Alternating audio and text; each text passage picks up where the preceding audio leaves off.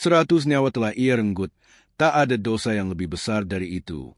Tapi justru dari kegelapan itulah, cahaya ampunan Allah menyinarinya. Inilah kisah nyata tentang harapan, penyesalan, dan keajaiban taubat yang tak pernah tertutup, bahkan untuk seorang pembunuh berdarah dingin. Sahabat yang dirahmati Allah, pernahkah kita merasa dosa kita terlalu besar untuk diampuni? Pernahkah hati ini berbisik, apakah Allah masih mau menerima taubatku? Kisah yang akan kita bahas kali ini menjawab pertanyaan itu dengan sangat jelas. Ini adalah kisah nyata yang diriwayatkan dalam hadis sahih. Kisah tentang seorang pria yang telah membunuh 100 nyawa manusia. Ya, 100. Namun, di tengah lautan dosanya, ia masih mencari jalan pulang, menuju ampunan ilahi.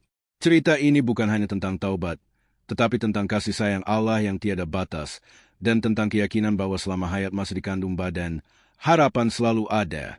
Mari kita simak kisah luar biasa ini, sebuah pelajaran penting bahwa pintu taubat selalu terbuka untuk siapapun. Di sebuah desa yang jauh dari cahaya ilmu dan keimanan, hiduplah seorang lelaki yang namanya tak disebutkan dalam riwayat. Namun, kejahatannya dikenal luas. Ia bukan hanya dikenal sebagai penjahat, melainkan sebagai seorang pembunuh berdarah dingin. Tidak 1, 2, atau 10, tapi 99 nyawa telah ia habisi tanpa rasa takut, tanpa rasa sesal. Bagi penduduk sekitar, dia adalah simbol dari kejahatan paling gelap. Tak ada yang berani menegurnya. Ia hidup di tengah masyarakat, tapi jiwanya terasing dari cahaya kebaikan. Hari-harinya dipenuhi amarah, dendam, dan kekosongan batin. Ia menjadi makhluk yang haus darah, tetapi hatinya justru semakin kering dan hampa. Ia tidak mencuri untuk lapar, tidak membunuh untuk membela diri.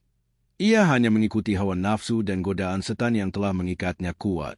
Namun suatu malam yang sunyi, ia termenung dalam diam. Di bawah langit gelap, ia duduk sendiri, memandangi tangan yang telah berlumur darah. Untuk pertama kalinya dalam hidupnya, ia bertanya dalam hati, apakah Allah masih bisa mengampuni hamba seburuk diriku?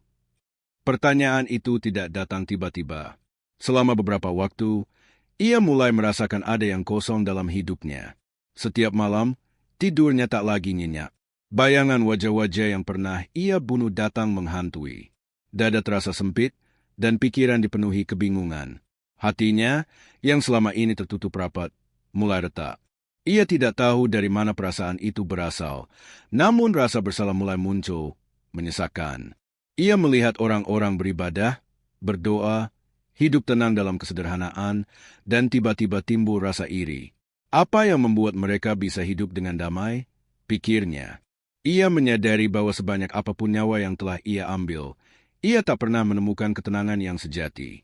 Ketika matahari pagi menyinari wajahnya yang penuh luka dan dosa, ia mengambil keputusan penting. Ia ingin bertaubat. Ia ingin tahu apakah ada jalan kembali bagi orang sepertinya. Hati kecilnya, yang selama ini terkubur dalam lumpur dosa, mulai berbisik, mungkin Allah masih bisa menerimaku. Namun, ia tahu bahwa pertanyaan besar itu tidak bisa dijawab oleh sembarang orang. Ia memutuskan untuk mencari seseorang yang berilmu, yang bisa membimbingnya. Ia mulai bertanya kepada orang-orang, siapa orang paling alim di negeri ini? Dan disinilah kisah pertobatannya bermula. Dengan langkah berat namun penuh harapan, ia memulai perjalanan untuk mencari jawaban, sebuah pencarian akan cahaya dalam gelapnya dosa. Ia tak tahu bahwa takdir Allah telah menyiapkan sebuah kisah luar biasa, kisah yang akan dikenang sepanjang masa sebagai bukti bahwa rahmat Allah jauh lebih luas dari seluruh dosa manusia. Dengan langkah perlahan, sang pembunuh memulai perjalanan menuju harapan. Ia tak tahu pasti kemana kakinya harus melangkah, tapi dalam hatinya hanya ada satu tujuan. Menemukan jawaban apakah Allah masih bersedia mengampuni seorang hamba yang telah membunuh 99 nyawa. Setelah bertanya ke sana kemari, seseorang menunjukkan padanya seorang ahli ibadah yang terkenal sangat tekun dalam menjalankan syariat. Lelaki itu datang dengan penuh harap, mengetuk pintu rumah sang ahli ibadah dan menyampaikan maksud kedatangannya. Dengan suara pelan tapi berat, ia berkata, "Aku telah membunuh 99 orang. Adakah jalan taubat bagiku?" Mendengar pengakuan mengerikan itu, sang ahli ibadah terkejut dan ketakutan. Wajahnya memucat. Ia bukan seorang alim yang dalam ilmunya. Ia hanya dikenal tekun beribadah. Maka dengan ketidaktahuannya, ia menjawab, "Tidak ada taubat bagi orang sepertimu." Kalimat itu menghantam hati sang pembunuh seperti palu godam. Harapan yang mulai tumbuh dalam dadanya tiba-tiba dihancurkan dalam sekejap. Dadanya kembali sesak, dan api amarah yang selama ini menguasainya berkobar lagi. Tanpa berpikir panjang, ia menghunus senjatanya dan membunuh sang ahli ibadah. Korbannya kini genap 100 nyawa. Setelah itu, ia terdiam. Tangannya berlumur darah lagi, tapi kali ini bukan karena kebengisan semata, melainkan karena rasa kecewa yang mendalam. Ia merasa pintu taubat benar-benar telah tertutup untuknya. Namun, di balik tindakan brutal itu, masih tersisa secercah keinginan untuk berubah. Ia tidak ingin kembali ke jalan lama. Ia masih ingin mencari kebenaran. Beberapa hari kemudian, setelah menenangkan diri, ia kembali melanjutkan pencariannya.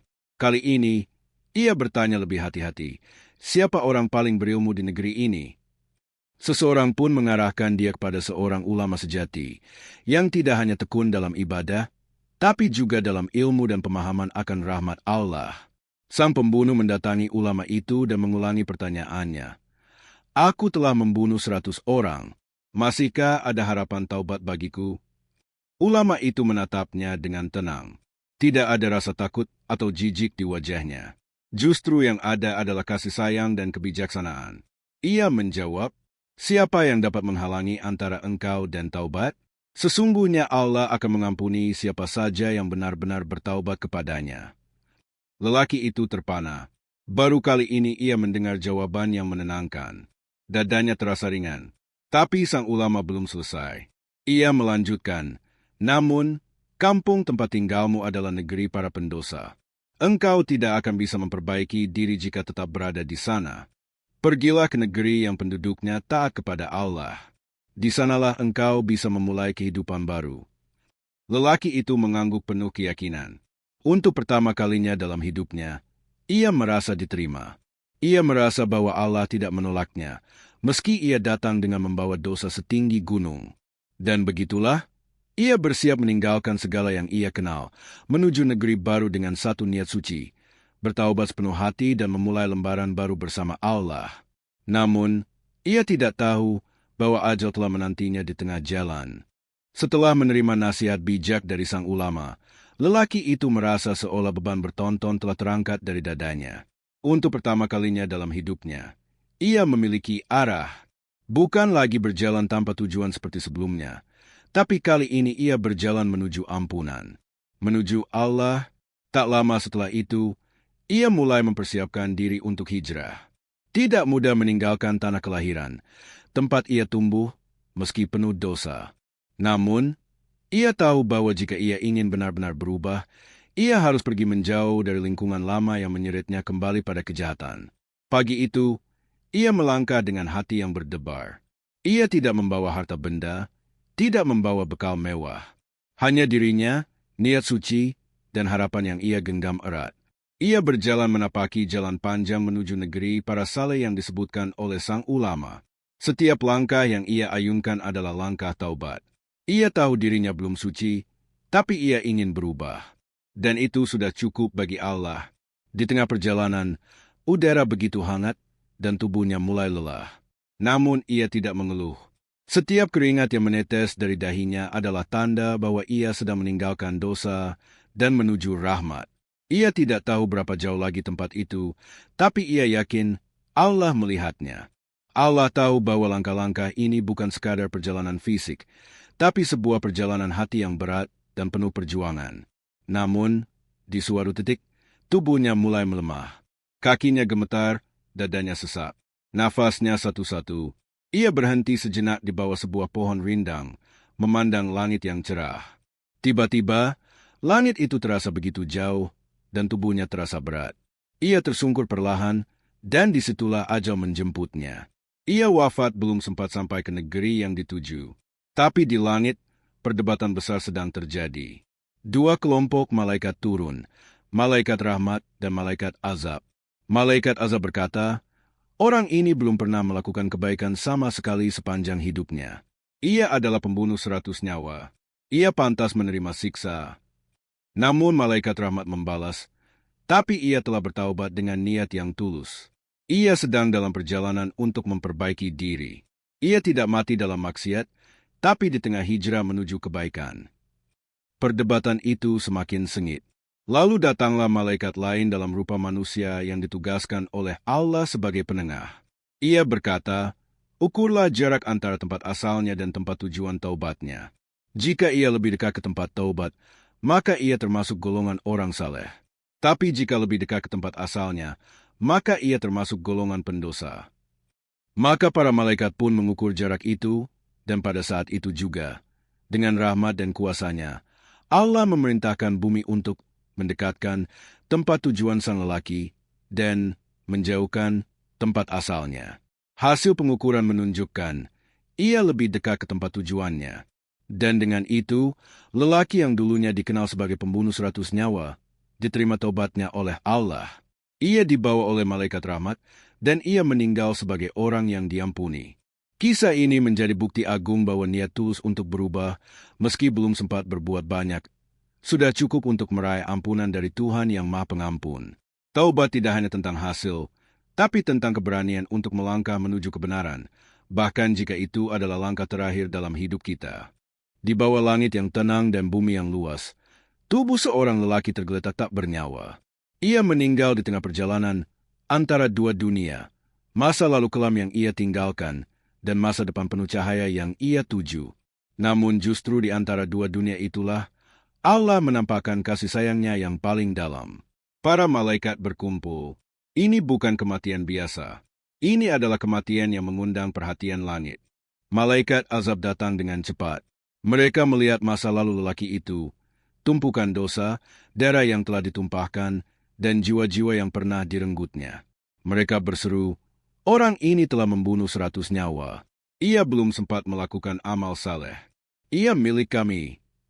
Namun malaikat rahmat tak tinggal diam. Mereka membawa bukti yang tak terlihat oleh mata manusia. Niat taubat, air mata yang jatuh di malam hari, detak jantung yang penuh penyesalan, dan langkah kaki yang ditujukan menuju kebaikan. Mereka berkata, tapi ia telah bertaubat dengan sepenuh hati. Ia meninggalkan tempat dosanya. Ia berjalan karena ingin mendekat kepada Allah. Ia mati di tengah niat suci itu. Ia milik kami. Perdebatan itu memuncak, hingga Allah, dengan keadilan dan kasih sayangnya, mengutus malaikat lain dalam rupa manusia untuk memutuskan.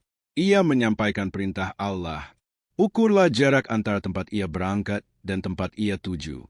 Jika ia lebih dekat ke tempat taubatnya, maka ia termasuk golongan orang-orang yang dirahmati.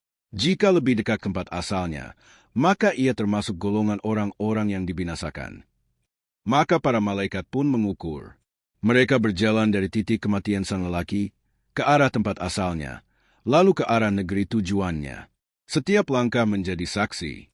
Setiap inji menjadi penentu nasib abadi. Dan di saat itu, Allah memerintahkan bumi. Wahai bumi, mendekatlah kamu kepada tempat yang ia tuju, dan menjauhlah kamu dari tempat yang ia tinggalkan. Bumi pun tunduk pada perintah Rabb-Nya.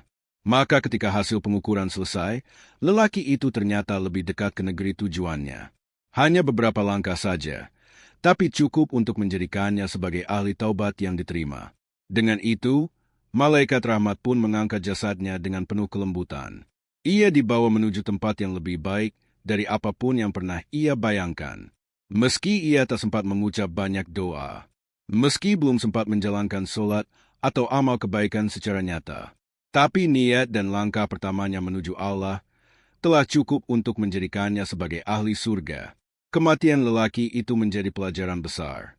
Ia tak wafat di mihrab, tak wafat dalam ibadah panjang, tapi wafat dalam perjalanan menuju taubat. Dan itu cukup. Betapa besar kasih sayang Allah, betapa luas ampunannya. Ia tak menilai hanya dari masa lalu kita, tapi juga dari niat dan arah langkah kita hari ini. Sebagaimana sabda Nabi Muhammad, sesungguhnya Allah lebih gembira dengan taubat hambanya daripada kegembiraan salah satu dari kalian yang menemukan kembali untanya yang hilang di padang pasir. Muslim, kematian lelaki itu menjadi penutup dari sebuah kisah yang luar biasa. Kisah tentang seorang manusia yang pernah hidup dalam kegelapan dosa, namun akhirnya wafat dalam cahaya harapan. Seorang pembunuh 100 nyawa, yang oleh manusia dianggap tak layak diampuni, namun oleh Allah justru diangkat sebagai contoh nyata kasih sayangnya yang tak terbatas. Dalam hidupnya, lelaki itu telah melampaui batas kejahatan yang bisa dibayangkan. Ia telah menghilangkan 100 nyawa, sebuah angka yang hampir tak terbayangkan untuk ditebus. Tapi Allah tidak melihat hanya kepada jumlah dosanya. Allah melihat ke dalam hatinya. Ketika hatinya mulai bergetar, ketika ia menangis dalam diam, ketika ia berani melangkah meninggalkan masa lalunya, itulah saat Allah membuka pintu-pintu langit untuk menerima taubatnya. Allah tidak butuh amal besar untuk memberikan ampunan. Kadang, sebuah niat yang tulus, langkah yang ikhlas, air mata yang jatuh karena penyesalan, bisa lebih berat timbangannya dari bertahun-tahun ibadah. Karena dalam keikhlasan dan kejujuran itu, terkandung cinta dan pengakuan total atas kelemahan diri sebagai hamba. Taubat, hak setiap hamba. Kisah ini adalah pengingat kuat bagi kita semua bahwa taubat adalah hak setiap manusia, selama ia masih hidup. Tak peduli betapa gelap masa lalunya, tak peduli seberapa banyak dosanya, Allah tidak pernah menutup pintunya bagi siapapun. Allah berfirman dalam Al-Quran, "Katakanlah, wahai Muhammad, wahai hamba-hambaku yang telah melampaui batas terhadap diri mereka sendiri, janganlah kalian berputus asa dari rahmat Allah. Sesungguhnya Allah mengampuni semua dosa. Sungguh, dialah yang maha pengampun, maha penyayang." Quran Surat Az-Zumar 53. Inilah ayat yang menjadi pelindung bagi jiwa-jiwa yang pernah terjatuh. Allah tidak memanggil orang saleh dalam ayat ini. Ia memanggil hamba-hambaku yang telah melampaui batas, para pendosa, para pelanggar. Allah tidak mengusir mereka, justru memanggil mereka pulang. Taubat yang benar, 3 syarat. Taubat yang diterima Allah bukan hanya sekadar ucapan. Ada syarat yang harus dipenuhi. Menyesali dosa yang telah dilakukan. Penyesalan adalah fondasi taubat. Tanpa penyesalan, tidak ada taubat yang sejati. Meninggalkan perbuatan dosa itu, sungguh-sungguh berhenti dari kebiasaan buruknya, dan berusaha tidak mengulanginya. Bertekad tidak mengulangi dosa itu di masa depan. Ini adalah bentuk tekad untuk berubah, meskipun manusia tetap memiliki kemungkinan tergelincir. Jika dosa itu berkaitan dengan orang lain, misalnya mencuri, menzalimi, atau menyakiti, maka ada syarat keempat, mengembalikan hak orang tersebut atau meminta maaf dengan cara yang layak. Jangan hakimi masa lalu seseorang. Kisah ini juga mengajarkan kita agar tidak pernah menghakimi seseorang dari masa lalunya. Mungkin di mata manusia, lelaki itu adalah monster. Tapi di mata Allah, ia adalah hamba yang kembali. Dan siapa yang tahu, bisa jadi seseorang yang kita anggap hina hari ini, justru meninggal dalam keadaan husnul khatimah. Dan bisa jadi, orang yang kita anggap mulia, meninggal dalam keadaan su'ul khatimah. Kita semua butuh taubat. Setiap dari kita, betapapun merasa dekat dengan agama, pasti pernah berbuat dosa. Baik dosa yang kecil maupun yang besar, dosa yang kita sadari maupun yang tak kita sadari. Karena itu, taubat adalah kebutuhan setiap manusia. Nabi Muhammad, orang paling suci, bahkan bertaubat kepada Allah lebih dari 70 kali sehari. Lalu bagaimana dengan kita? Akhir yang bahagia. Akhir kisah ini bukan hanya tentang lelaki itu, tetapi tentang kita semua.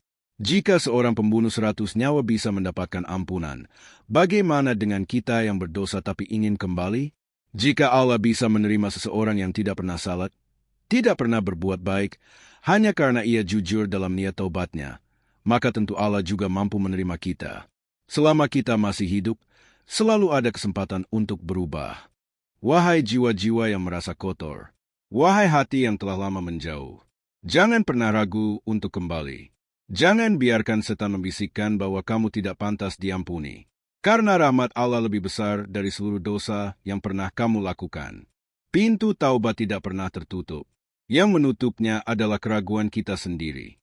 Langkahkan kakimu seperti lelaki itu.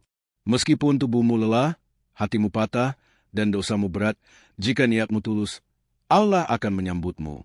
Bahkan jika kau hanya sempat melangkah setengah jalan, Allah bisa menggerakkan bumi untuk mendekatkanmu kepada rahmat-Nya.